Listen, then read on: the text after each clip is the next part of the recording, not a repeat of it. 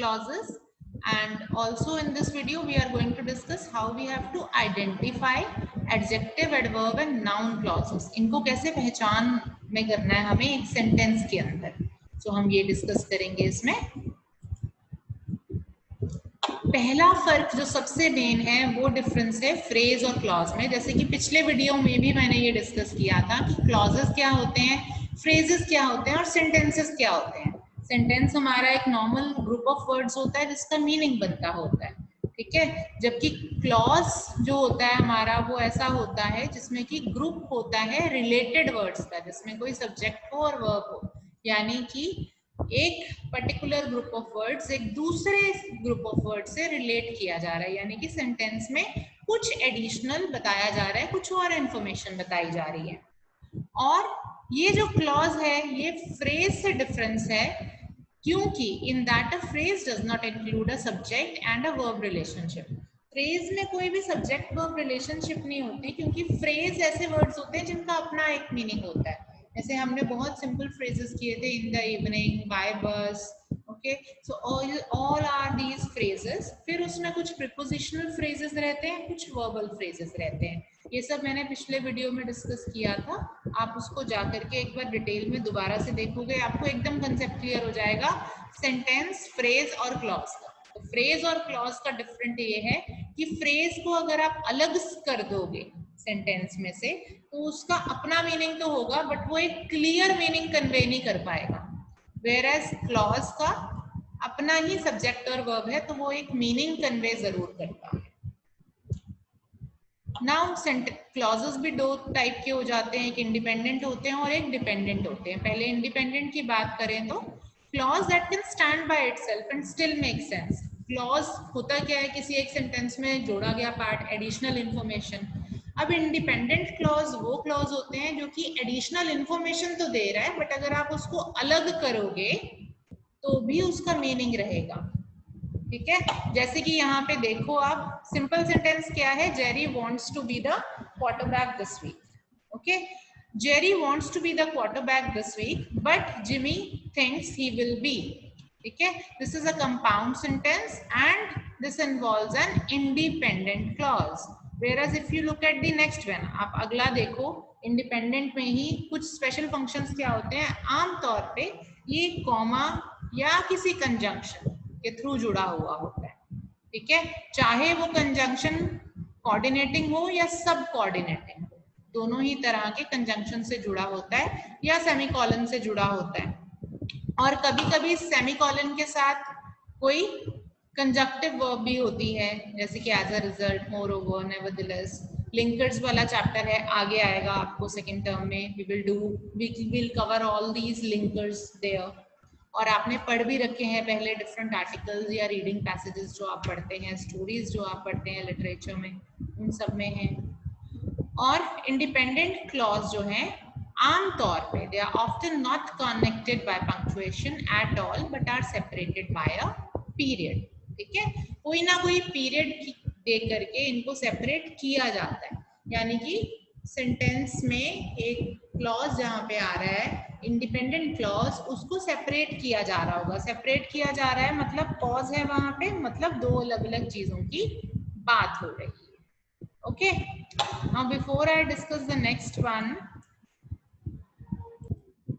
subordinate clauses ऐसे होते हैं जो कि खुद पे स्टैंड नहीं कर सकते, यानी कि ये डिपेंडेंट होते हैं, ठीक है, और किसी और पार्ट पे डिपेंड करते हैं ये, यानी कि अपना ये क्लियर मीनिंग कन्वे नहीं कर पाते, और इनको डिपेंडेंट क्लॉजेस भी कहा जाता है। अब इसका एग्जाम्पल देखो, while the kangaroo crossed the road, the tourists stayed inside their cars. So while, जब उसने ऐसा किया तब क्या हो रहा था, ये कन्वे कर पाने के लिए हमें कंप्लीट मीनिंग देखना ही पड़ेगा। Next is the man who is coaching that team is my father, ठीक है। सो जो मैन उस टीम को टीच कर रहा है, कोच कर रहा है, वो मेरा फादर है, ठीक है। The man is my father अगर आप करोगे तो उसका कंप्लीट मीनिंग नहीं आ रहा, क्या कहना चाह रहे हो सेंटेंस में समझ नहीं आ रहा, ठीक है।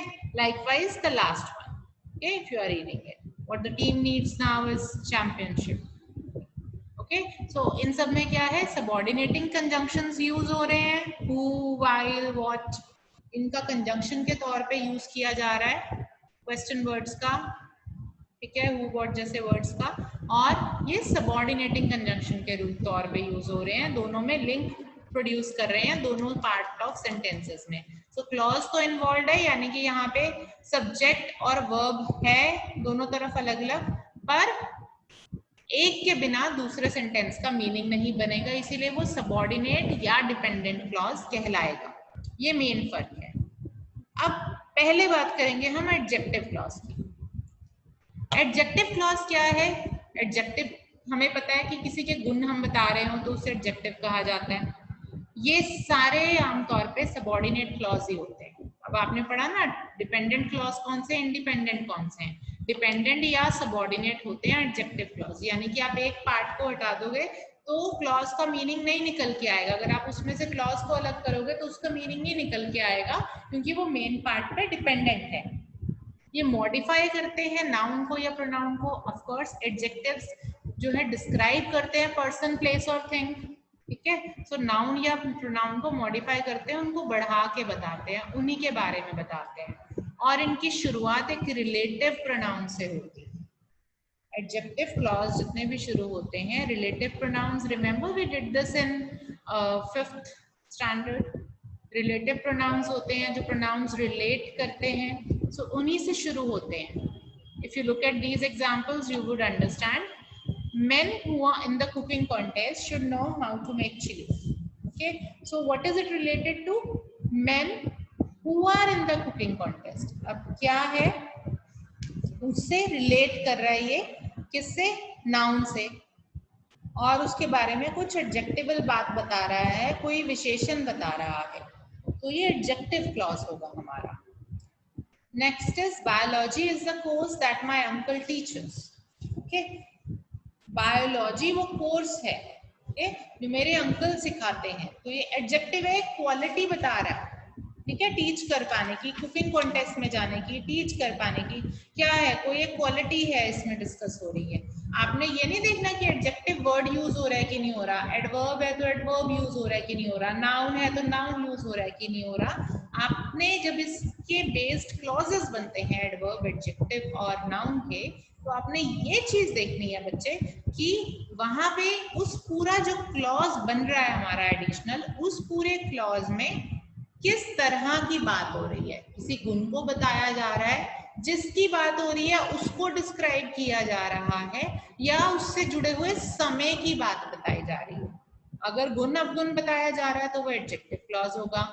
अगर कोई उसके बारे में कोई एडिशनल डिटेल या कुछ दिया जा रहा है, इंफॉर्मेशन बताई जा रही है, तो वो हमारा नाउन क्लॉज होगा। और अगर समय से जुड़ा कुछ भी बताया जा रहा है, व्हाइल, व्हेन, इस तरह के वर्ड्स यूज हो रहे हैं, तो वो एडवर्ब क्लॉज होगा। ठीक है, ये मेन पहचान है तीनों को सेग्रीगेट करने की, तीनों में डिफरेंशिएट करने की सबसे मेन पहचान यही है। अब एडवर्ब क्लॉजेस, एडवर्ब क्लॉजेस क्या है, सब ये भी सबऑर्डिनेट क्लॉज होते हैं। अब एडजेक्टिव भी सबऑर्डिनेट क्लॉज है और एडवर्ब क्लॉज भी सबऑर्डिनेट है, मतलब कि इनको अगर आप अलग करोगे क्लॉजेस को तो ये क्लियर मीनिंग कन्वे नहीं करेंगे, ये डिपेंडेंट है मेन पार्ट पे। ये मॉडिफाई करेंगे किसको, वर्ब को, एडवर्ब को या एडजेक्टिव को भी मॉडिफाई कर सकते हैं, ठीक है। जो आपके मेन सेंटेंस में कोई वर्ब यूज हो रही है, एडवर्ब यूज हो रही है, एडजेक्टिव यूज हो रहा है, उसके बारे में कुछ और मॉडिफाई करके बता रहे हैं। और आमतौर पे जैसे कि मैंने अभी कहा, हाउ, कैसे, कहाँ, कब, क्यों, कितनी हद तक और किस वजह से, इस तरह की बातों का जवाब देते हैं। जहां पे आपको दिखे कहाँ, क्यों, कब, कैसे, किस तरह से, तो यहाँ ऐसे क्वेश्चंस का जवाब देते हुए क्लॉजेस एडवर्ब क्लॉजेस होते हैं। और इनकी आमतौर पे ये शुरुआत जब क्लॉज की उस सेंटेंस के अंदर होती है तो सबऑर्डिनेटिंग कंजंक्शन के साथ ही होती है, because obviously these are subordinate clauses. कुछ सबऑर्डिनेटिंग कंजंक्शंस देखो, ये हैं, और यही बेटा आपको यही subordinating conjunctions, if you turn over your practice book to page 135, you will be able to see all these subordinating conjunctions there. के सारे के सारे सबऑर्डिनेटिंग कंजंक्शंस यहीं पे जो है आएंगे. Okay, so all this is there. You can take a quick reading or just move to the next. So adverb clause के कुछ एक examples. Because it was raining, we came inside. Okay, starting ही इससे हो रही है reason देके. और मैंने जब शुरुआत में बताया था एडवर्ब क्लॉजेस में, मैंने एक बात बताई थी, आम तौर पे जितने क्वेश्चन आंसर्स होते हैं नॉर्मली, जो आप क्वेश्चन आंसर्स लिटरेचर में अटेम्प्ट करते हैं, उन सब में एडवर्ब क्लॉज यूज्ड होता है मेजरली. ठीक है, क्योंकि हम समय ही बता रहे होते हैं, समय कब कहाँ कैसे यही बता रहे होते हैं उसमें. ठीक है, सो उन सब में एडवर्ब क्लॉज इन्वॉल्व होता है. आप हमेशा से करते आए हो, बस ये पहचान अब आप कर रहे हो. तो जितने सेंटेंसेस देखोगे उसमें ढूंढोगे ये कौन सा क्लॉज हो सकता है, उतना इजी रहेगा आपके लिए. ठीक है, next we went to the football game after we ate dinner. ठीक है, so after we ate dinner बता रहा है वो हम फुटबॉल गेम के लिए गए थे खाना खाने के बाद. सो कब हुआ, कैसे हुआ, adverb. Now noun clauses, the third and last type. Now a noun clause is a subordinate clause. अब ये तीसरा type of clause भी जो हम कर रहे हैं ये भी subordinate है. That functions as a noun. ठीक है, जिसका function noun के तौर पे होगा. और ये सब वो कर सकता है जो एक noun कर सकता है. यानी कि noun जो है directly subject, predicate, nominative, direct object इनसे related होता है. वही काम हमारे noun clause का भी है. Words that introduce noun clauses. अब कुछ शब्द जिनसे हमारे नाउन क्लॉजेस आम तौर पे शुरू होते हैं, ये आम तौर पे पहचान है. How, if, that, what, whatever, when, where, whether, which, who, whoever, whom, whoever, whose, why. ठीक है, तो ये सब हमारे ऐसे शब्द हैं जो अगर सेंटेंस के बीच में यूज होते हैं, so 99% of the times they are all noun clauses. जैसे कि the big question is whether he will finish the marathon. किसकी बात हो रही है, उस पर्सन की, और शुरुआत किससे हो रही है, वेदर से. तो दोनों चीजें पता करने के लिए लिंकर से भी पहचान कर सकते हो, और दूसरा बात किस बारे में की जा रही है उसमें भी कर सकते हो, क्योंकि कुछ कंजंक्शंस सेम यूज होती हैं नाउन और एडजेक्टिव क्लॉजेस में.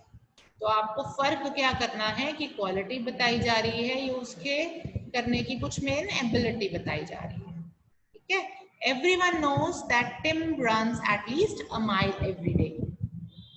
So everyone knows, सबको पता है क्या, Tim runs, ये Tim के बारे में है. So it's a noun clause, noun के बारे में बता रहा है. Okay, so that's all about differentiating between all these three type of clauses.